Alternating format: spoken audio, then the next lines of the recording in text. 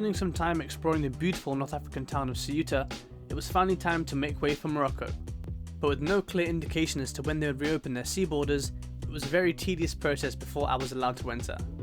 But after days and days of constant emails and constant phone calls, I finally got the green light and it was time to cast the lines and make a move. Today is the day we're going to be leaving Ceuta, finally heading into Morocco. Now, technically speaking, I've got my space booked and I've confirmed that Morocco is now open for boats. But it's really odd because I called and then they said everything was all sorted out and I've got my space and blah blah. But then I called back to confirm again, and the number that I originally called was claiming that they weren't even a marina but they were a hotel. So I had to call someone else and then find someone else's number who gave me the number for a harbour master who gave me someone else's number because there's also a public holiday this Sunday. So it's all a bit crazy. I don't actually know what's going to happen when I get there, but it'll be fun nonetheless. Yeah, and this is my first proper single-handed passage actually since episode 1, I guess, so this is really cool. I'm looking forward to it. There's not going to be much wind, we're probably going to be motoring, but either way. I had the choice of either leaving when there was no wind, or the next time there was wind, there was way too much, but then I'd be stuck here for like a week. And I'm really eager just to get to Morocco and get stuff started there, so yeah, let's get the boat ready and let's go.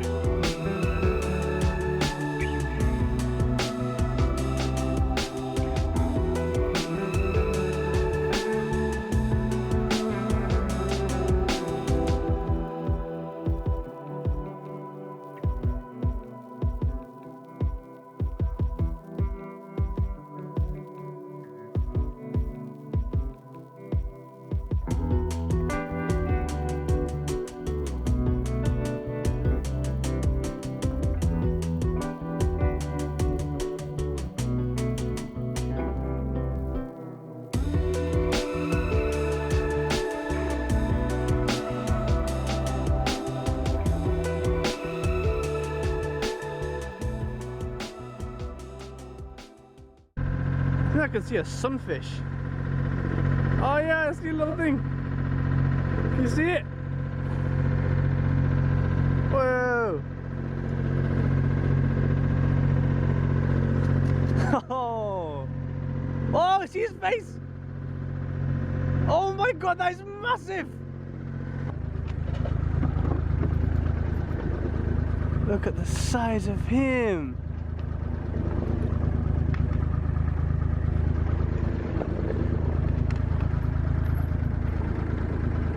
I was just minding my business. Look, just ahead there's like a strip of like really turbulent water. I don't know how that works, but it seems to like extend. Oh no, you can't really see it on the camera. Oh yeah, you can see it where the white caps are. There's just one strip of these white caps going down. All of a sudden the boat started going everywhere and freaking did a total complete 180. Water pipes going beep beep beep beep beep. Oh, it's freaking scary as hell. Oh my god.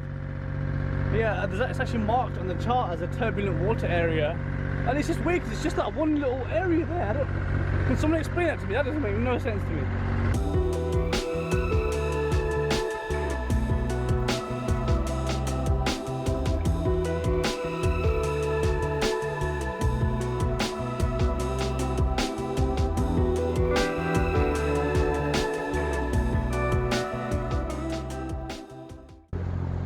It is so nice to be out here with no other boats.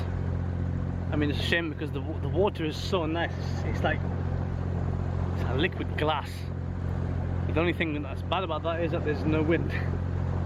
If I'm motoring and the sea is completely flat like this, I just come to the front because you can't hear the engine as much. So it's a lot nicer to be up here. It really doesn't get much better than this.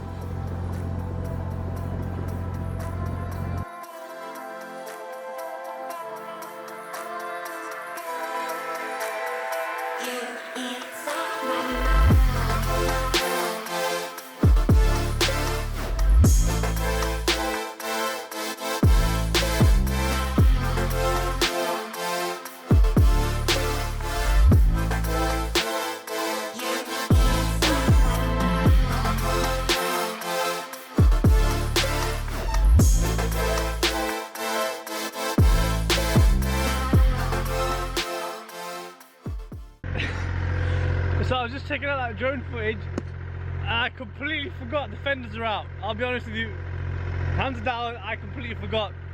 But I'm like 30 minutes away now, so I'm just gonna leave them out. You win some, you lose some, huh? So we're just pulling into the marina now. It's just over there where that breakwater is. And just as I suspected, no answer on the VHF, no answer on the phone, so I emailed them, so I've got reception, and they somehow, by my luck, replied to my email straight away and they said to come to this waiting pontoon. And I hate these waiting pontoons, they're such a freaking nightmare. I thought that was a nightmare, but the check-in process was even more stressful. Oh my god, we are done and we're sorted and we're checked in. Now, literally as soon as I threw the lines on and docked up to that waiting pontoon, about 3 guys just freaking jumped on, started asking me questions like, where are you come from, where have you come from, do you have anything to declare? And I didn't even know what the hell was going on. Before I'd even parked the boat, the bow line, sorry, the bow line hadn't even been tied on yet, so the boat was drifting out. I had to go forward and do the bow line. Then I kind of took a minute and they asked me loads of questions and they asked for my documents, and it just took so long with the documents. Actually, one of them was expired. I forgot to print out one of the pages, and that kicked up a whole fuss. And then my phone, I tried to get it off my email, but then my phone 4G wasn't working. It was, oh god, a nightmare. But one really awesome guy was super nice, and he fast tracked the whole thing. His name was Rashid. Shout out Rashid, my guy. Oh my god, yes, I got my stamp now. We're in the Morocco's, and I'll be honest with you, it's like 30 degrees. It is absolutely boiling. First things first, I need to just clean up and just chill for a bit, and then I need to go and find a SIM card, and then we can do some exploring. It's actually quite interesting because the dude said that on the first boat since the opening of the borders to actually arrived. So that's quite cool. I'm getting a taxi into Madeira right now. I just jumped into this taxi. There and back is like 70, 80p or something like that, but yeah, it's next to nothing. Hopefully go there and try and get some currency exchange and also get a SIM card.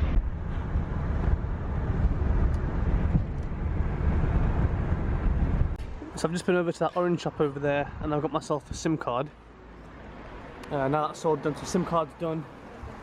And I've got my cash exchange as well. So now next on the hit list, the next part I've been waiting to go to since I've been here. We are going to go check out the street markets.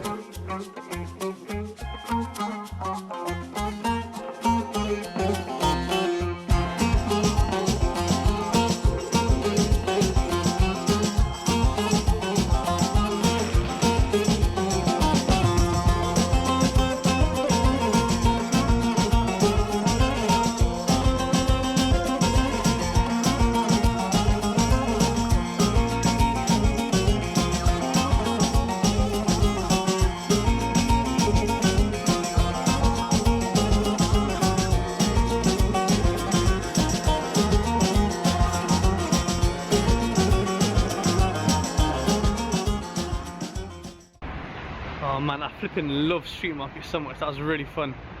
Alright, so I've got some bits and bobs, I've got some essentials, SIM card's done, money's exchanged. I'm absolutely starving. Let's go make some food.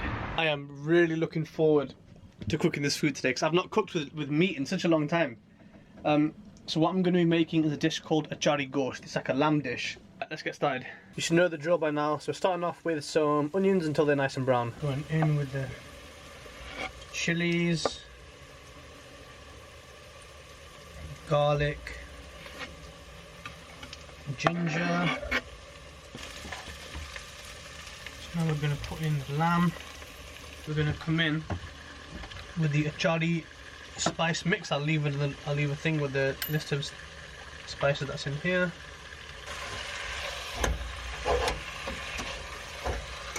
So I don't have any more tin tomatoes left. So what I've done is I've just got some fresh tomatoes and I've grated them. Tomatoes in there, a little bit of black pepper, throw in your salt. So now once you can see the oil start to separate from the top, we're going to throw in some water, just enough to cover the meat, and then let that meat slow cook on like a medium-low heat for about 20 minutes, and that should be done. Just sprinkle some fresh coriander and that is done.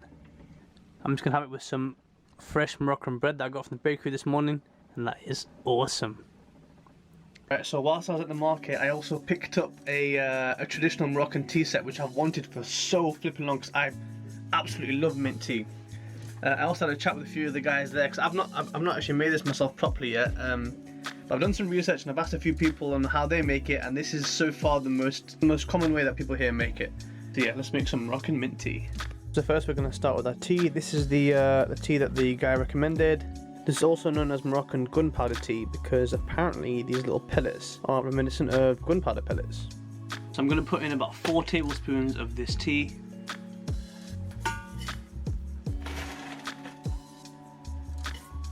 Next you're going to pour in some boiling water, but just enough to cover the leaves. Not too much.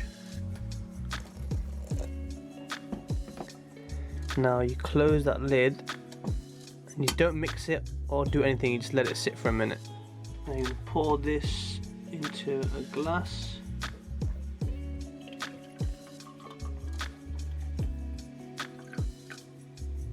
And keep that, don't get rid of it, keep hold of that. We're going to use it later.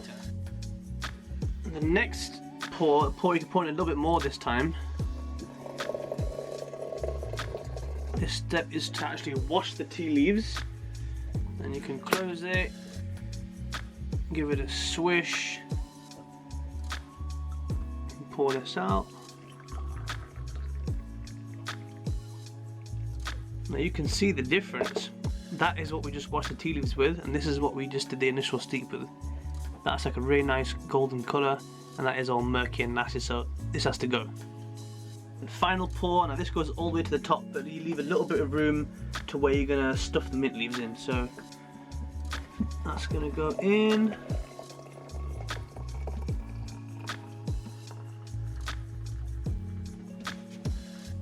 I reckon about there, looks good. A few tablespoons of sugar. Now Moroccan tea is very sweet, so it does require a lot of sugar. I'm going to put in 3 tablespoons. Now this goes onto the stove and bring it to a boil. So the tea is now boiling, and that allows the sugar to caramelize as well, so that is done. Just get a very, very generous helping of some mint leaves and just really stuff them in there.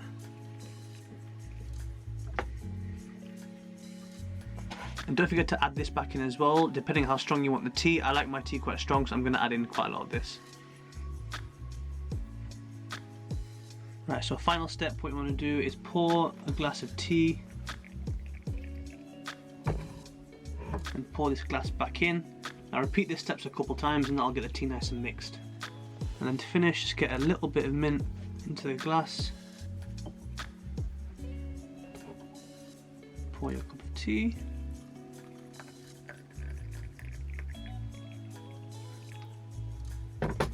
And that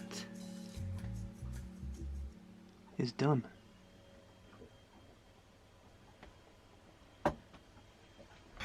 Oh my goodness, what a day. What a day, what a day. So, first proper single-handed passage, landed in Morocco, got boarded by the maritime police. Currently Ramadan, so everything's closed during the day, but they're open in the evenings. But that's almost, we're about halfway through now, so that should be closing pretty soon. This is honest truth. When I left the marina and I was walking towards a little roundabout, a camel ran past me at max speed, like sprint speed. No idea. There was no like owner, but just a camel just boom ran by me at mad speed.